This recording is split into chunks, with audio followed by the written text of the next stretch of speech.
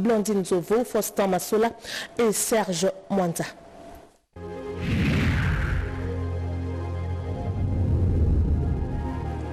La crise sécuritaire et humanitaire en République démocratique du Congo était au menu des échanges à la conférence de Munich sur la sécurité internationale. Il était temps, diront certains, car ça fait 30 ans que cette tragédie perdure à l'ombre de l'actualité mondiale. La communauté internationale doit avoir le courage de résoudre cette guerre dont l'origine est connue. C'est la volonté du Rwanda de piller les ressources minières de la République démocratique du Congo et d'étendre son espace vital à l'est de la RDC. Voilà en résumé le discours de vérité que le président Félix Tshisekedi a tenu devant 2 panels de décideurs et d'observateurs avertis ce vendredi à Munich. Si nous laissons aujourd'hui un pays redessiner les frontières de l'Afrique par la force, qui sera le prochain? Quel sera le prochain territoire contesté? Quelle nation subira à son tour les conséquences de ce dangereux précédent? Il est temps d'agir. La République démocratique du Congo est un État souverain et comme tout État souverain, elle a le droit et le devoir de défendre son intégrité territoriale et de protéger son peuple. Face à l'agression qui nous est imposée, nous userons de tous les moyens à notre disposition pour restaurer la paix et garantir la sécurité de notre nation. Je le dis encore ici, nous n'accepterons plus que notre pays serve de champ de bataille aux ambitions prédatrices de certains de nos voisins. Nous ne tolérerons plus que nos ressources stratégiques soient pillées au profit d'intérêts étrangers, sous le regard complice de ceux qui se nourrissent du chaos. Bref, pour résoudre cette guerre, les dirigeants du monde connaissent la solution.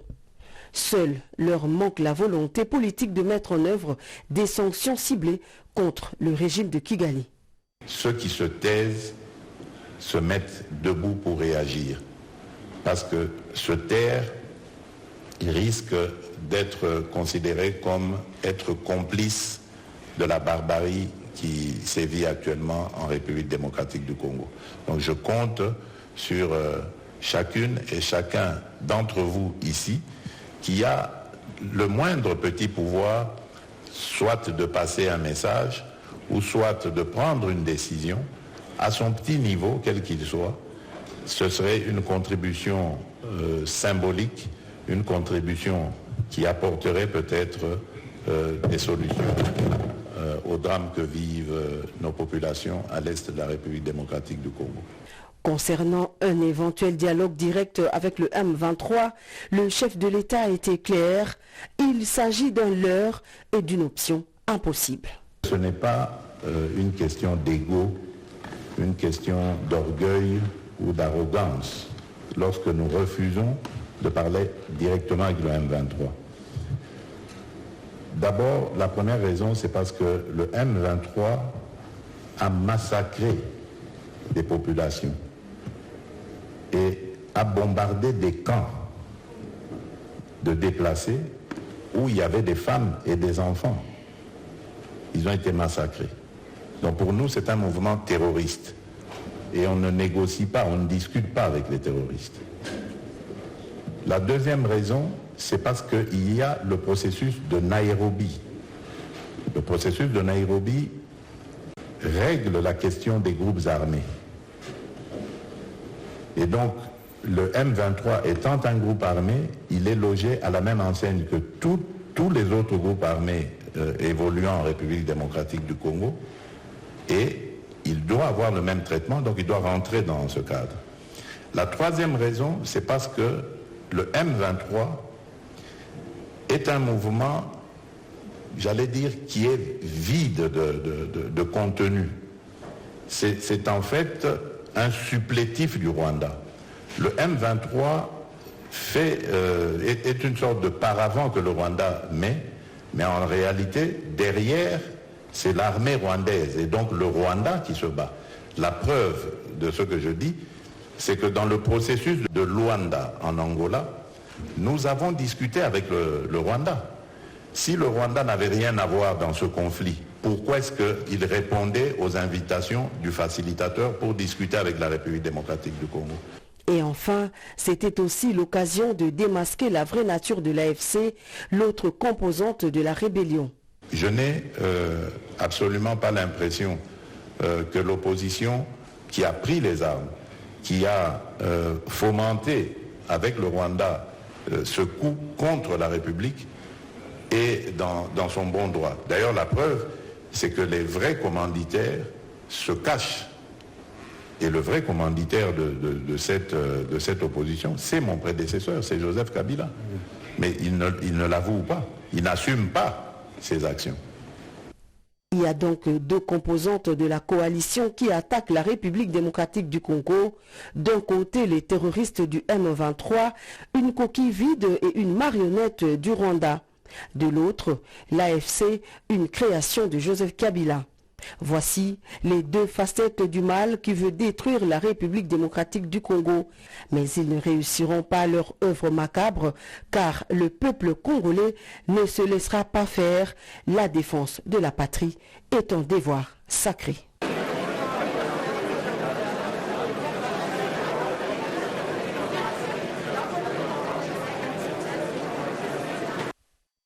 En marge de cette conférence, le président Félix-Antoine Tshisekedi Tshilombo a reçu Richard Grenell, envoyé spécial du président américain Donald Trump en charge des missions spécifiques. Les échanges entre les deux hommes ont porté sur la paix, la sécurité et la stabilité dans la région des Grands Lacs. Images et commentaires. Retenez bien ce visage, car c'est celui du ministre européen le plus clair et déterminé sur la question des sanctions à prendre contre le Rwanda. Maxime Prévost, c'est son nom. Il est vice-premier ministre, ministre des Affaires étrangères et de la coopération au développement de la Belgique. Il a été reçu ce vendredi en audience par le président de la République Félix-Antoine Tshisekedi Tshilombo en marge de la conférence de Munich sur la sécurité internationale.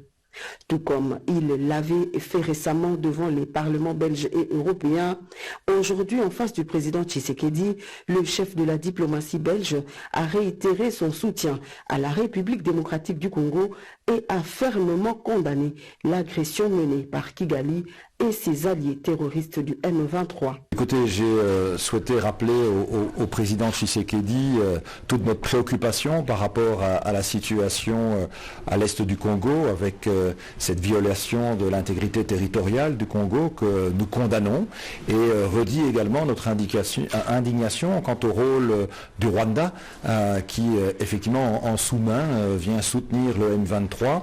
La Belgique a de longue date condamné cette posture. Je le fais à nouveau et je veillerai d'ailleurs à solliciter qu'au-delà de l'indignation en parole, on puisse aussi joindre les actes par des gestes concrets. La démarche de la Belgique est loin d'être isolée car l'on constate que l'option de sanctions ciblées contre Kigali convainc de plus en plus d'autres capitales européennes.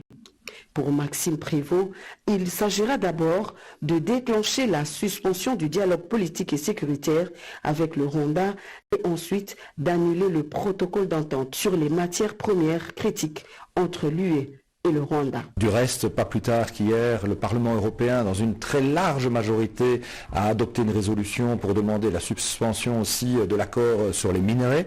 Je pense qu'on doit pouvoir envisager une large palette d'actions et de sanctions.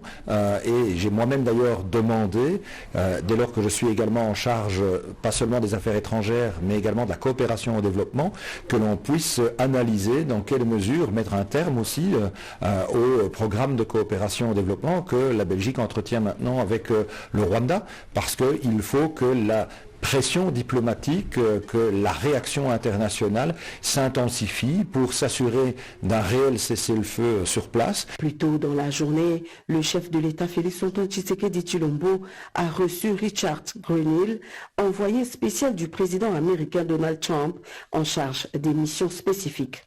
Ces échanges ont porté sur la paix, la sécurité et la stabilité dans la région des Grands Lacs. Toujours en lien avec la sécurité dans la région des Grands Lacs à Addis Abeba, lors de la réunion du Conseil de paix et de sécurité de l'Union africaine, la première ministre a exprimé les préoccupations de son pays face à l'agression rwandaise, dénonçant une guerre interminable et injuste qui plonge des millions de Congolais dans la détresse. Chemin de Pompo Umbai, Patrick Djokoukou, signe ses reportages. L'occupation illégale de territoire congolais par les troupes rwandaises, sous couvert du groupe terroriste M23, constitue un acte de guerre et une menace pour la stabilité de toute la région, a déclaré la première ministre de la RDC, Judith Suminwa Tuluka, lors de la réunion du Conseil de paix et de sécurité de l'Union africaine.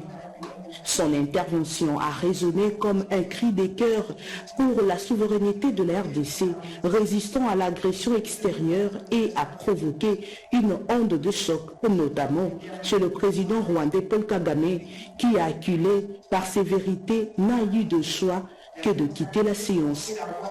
La chef du gouvernement de la RDC n'a pas hésité à accuser le Rwanda d'engendrer une nouvelle rébellion, l'AFC, visant à renverser le gouvernement congolais.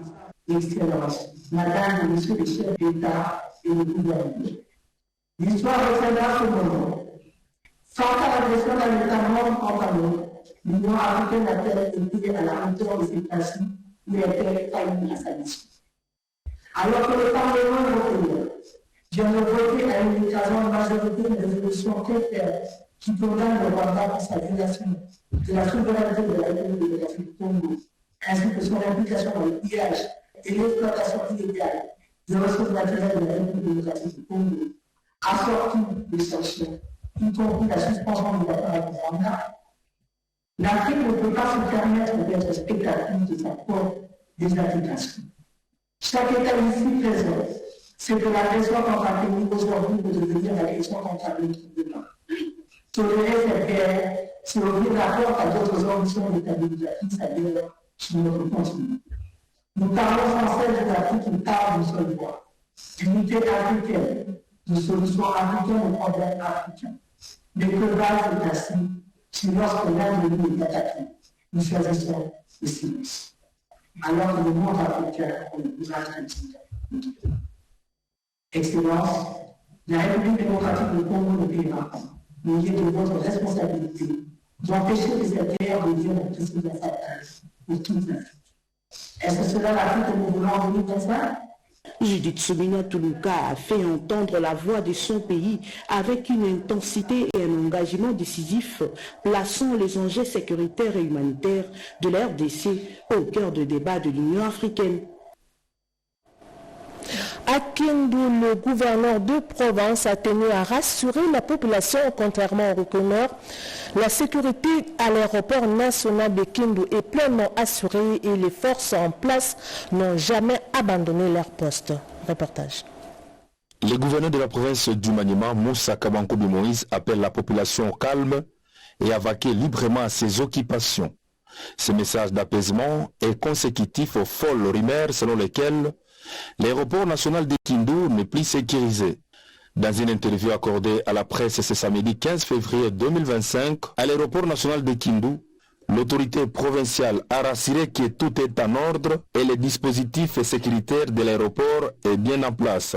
Une assurance concrétisée par l'atterrissage des cargos de l'agence Service Air en provenance de Kinshasa. Nous sommes samedi 15 février 2025. Nous sommes là au tarmac de l'aéroport de Kindu. Nous sommes venus pour assurer la population parce qu'il y avait une psychose selon laquelle l'aéroport était dégarni de militaires. Donc nous sommes là. Tous les dispositifs sécuritaires mis en place à l'aéroport est là, et fonctionnel et opérationnel. Et il y a même l'avion de la compagnie Server qui vient d'atterrir. Là, on est en train de décharger de la marchandise et bientôt on va charger et l'avion va décoller. Que la population soit calme, qu'elle puisse vaquer à ses occupations. Nous sommes, encore une fois, nous sommes samedi, le 15 février 2025, tout est calme ici à l'aéroport et tous les dispositifs sécuritaires mis en place est intact. Donc il s'agissait d'une relève de 200 militaires formés chez nous ici, au camp Luama. Il s'agit d'une simple manœuvre militaire. Toute la situation est calme. Drame dans les Hauts-Touélé, désormais isolés des provinces voisines. L'effondrement du pont Zoro paralyse totalement la circulation, coupant même les liaisons entre les territoires de la province. Face à cette situation critique, le gouverneur Jean Bakometo Gambou a convoqué en urgence une réunion de crise, nous dit Nathalie Mboula. Rien ne va actuellement dans les réseaux routiers de la province du Haut-Touélé. Les ponts devenus tous vieux s'écroulent l'un après l'autre et surtout à cause du chargement excessif des transporteurs de bois. Dans la nuit de jeudi 13 à vendredi 14 février 2025, l'unique pont Zoro qui restait vient de subir la loi de l'incivisme et des opérateurs économiques. Du coup, les territoires de Dungu et de Faradje sont séparés de celui de Ouacha, rendant ainsi la vie difficile à Isiro. Voilà qui a amené le gouverneur Jean Bakomito à présider d'urgence une réunion de crise à l'intention des membres du comité provincial de sécurité, des ministres provinciaux, des représentants des chambres de commerce, chefs de la société civile et des services publics concernés.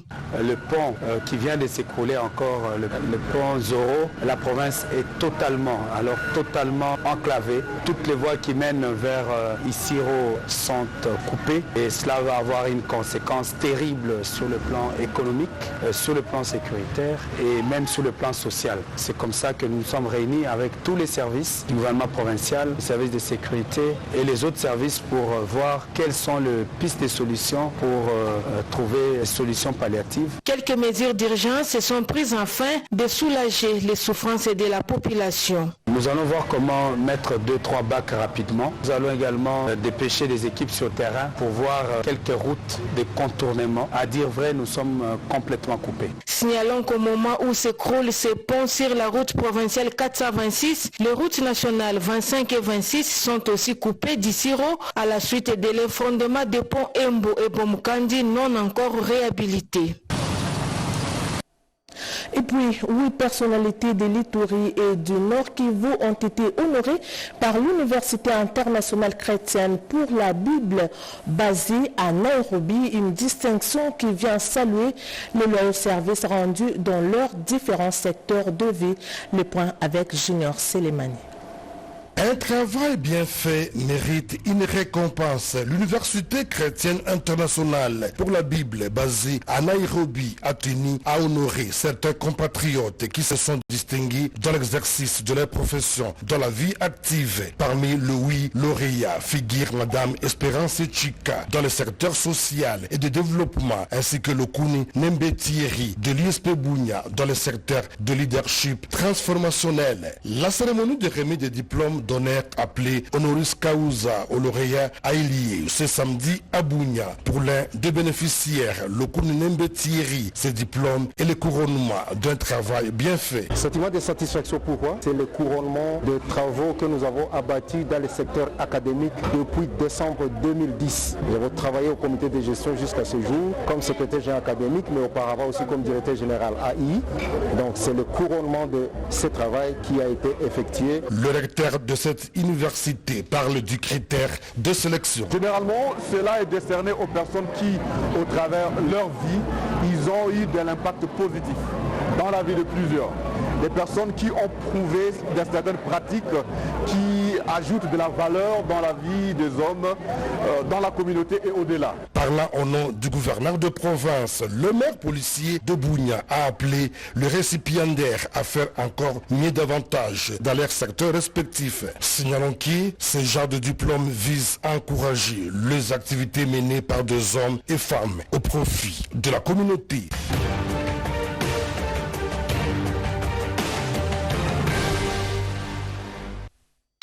Cette semaine, le président de la République a multiplié les engagements diplomatiques. En Allemagne, il a profité de la conférence de Munich pour dénoncer une fois de plus l'agression rwandaise contre la RDC. Il a également reçu l'envoyé spécial du président américain Donald Trump pour des discussions stratégiques. Retour sur les temps forts de sa semaine avec